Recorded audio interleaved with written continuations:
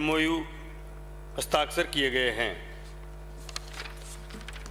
दूसरा मेरा प्रश्न है, दिन में तो सोलर से बिजली ले सकते हैं, लेकिन जो रात में बिजली की कमी होगी उससे पूर्ति कैसे होगी? मंत्री जी।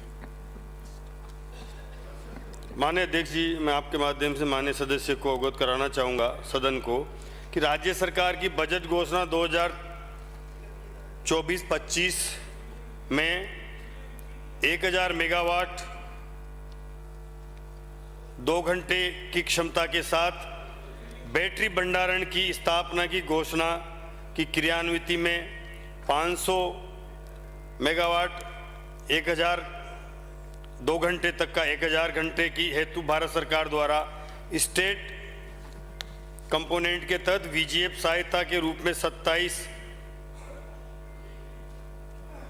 लाख प्रति मेगावाट घंटे के साथ उक्त 500/1000 मेगावाट घंटे की स्थापना हेतु उत्पादन निगम द्वारा कार्यादेश जारी कर दिए गए हैं। परियोजनाओं की स्थापना हेतु 2026 तक पूर्ण किया जाना अपेक्षित है। शेष हमारी 500 मेगावाट 1000 मेगावाट प्रति घंटा के राजस्थान में स्थापना हेतु NVVN द्वारा कार्यादेश जारी कर बजट घोषणा को मूर्त रूप दिया जा चुका है। इसके अतिरिक्त भारत सरकार के विद्युत मंत्रालय द्वारा 9/6/25 को VGF सहायता 18 लाख प्रति मेगावाट घंटे के साथ राजस्थान को 4000 मेगावाट घंटे की बेस क्षमता आवंटित की गई है, जिससे 1000 मेगावाट 2000 मेगावाट प्रति घंटा के साथ बेस की स्थापना के लिए RVUNL द्वारा 16/6/25 को RFS जारी की गई है, जिसकी तकनीकी निविदा दिनांक 4/9/25 को खोल दी गई है। शेष 2000 मेगावाट घंटा की बेस की स्थापना के लिए भी RUVNL द्वारा दिनांक 5/8/25 को निविदाएं खोली जा चुकी है। निविदा खोलने की दिनांक 24/9/25 प्रस्तावित है। इस तरह से हम जो हमारी केंद्र सरकार की सहयोग से जो हमें बैटरी स्टोरेज के लिए वहाँ से लगभग 6000 मेगावाट की जो क्षमता के लिए VGF के साथ में जो हमें बैटरी स्टोरेज लगाने की जो सरकार ने जो सहयोग दिया है, उससे हम रात की बिजली देने का सुनिश्चित करेंगे, क्योंकि दिन में हमारे पास सोलर से जो पर्याप्त बिजली है उसको स्टोरेज करके रात के समय उसको देने के लिए सरकार प्रयासरत है, ताकि रात की भी हमारी आवश्यकताओं की पूर्ति की जा सके। श्री सुरेश, धन्यवाद सर। श्री सुरेश गुर्जर। माननीय अध्यक्ष महोदय, राजस्थान की इस विधानसभा की क्वेश्चन करके बात कह दे तो अच्छा है। श्री सुरेश गुर्जर, आपको पूरी अनुमति होगी। श्री सुरेश गुर्जर। श्री धर्मपाल। प्रश्न संख्या 106। माननीय अध्यक्ष महोदय, मुझे मेरे मूल प्रश्न का जवाब मिल गया है। मैं माननीय मंत्री जी से एक पूरक क्वेश्चन नंबर 1 करना चाहता हूं। बजट घोषणा 2025-26 में 5000 से अधिक आबादी वाली ग्राम पंचायतों में ओपन जिम और खेल मैदान बनाए जाने की घोषणा की गई थी।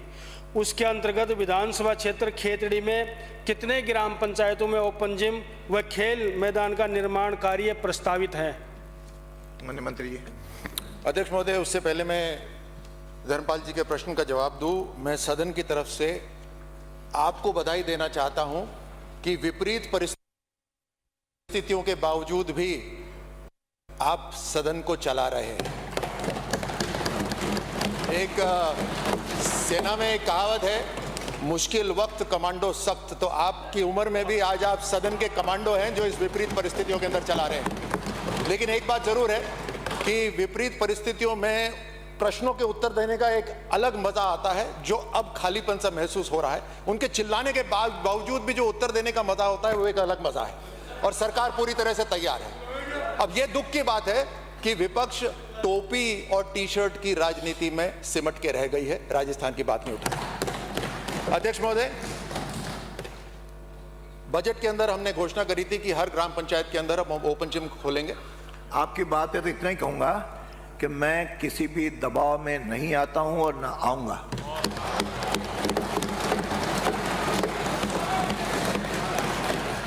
मैं केवल सदन नियमानुसार सारी कार्रवाई करवाने में विश्वास रखता हूं और नियमानुसार ये सदन चलेगा। कहाँ हो गया? अब एक प्रश्न आपको पूरा, ये तो इन्होंने छेड़ दिया, बाकी इनको भी अध्यक्ष महोदय, आपको पूरा सम्मान पूरा धर्मपाल जी ने जो पूरक प्रश्न पूछा है कि हर ग्राम पंचायत के अंदर बजट जो हमारे संकल्प पत्र में घोषणा हुई थी कि हम ओपन जिम खुलवाएंगे, निश्चित रूप से उस पर काम हो रहा है। संख्या आबादी के हिसाब से उसके ऊपर काम हो रहा है और उसकी जिम्मेदारी पंचायती राज को दी हुई है। माननीय सदस्य। माननीय अध्यक्ष महोदय, मेरा दूसरा प्रश्न है जो मैं विधानसभा में 2 बार पहले भी उठा चुका हूं। क्या खेतड़ी विधानसभा क्षेत्र के ग्राम जमालपुर में जो हरियाणा सीमा से लगता हुआ है और वहां पे पहलवानी का बहुत ज़्यादा चलन है, वहां पे एक सिंथेटिक ट्रैक निर्माण की मंशा रखती है? यदि हाँ तो कब तक और नहीं तो क्यों? माननीय मंत्री जी।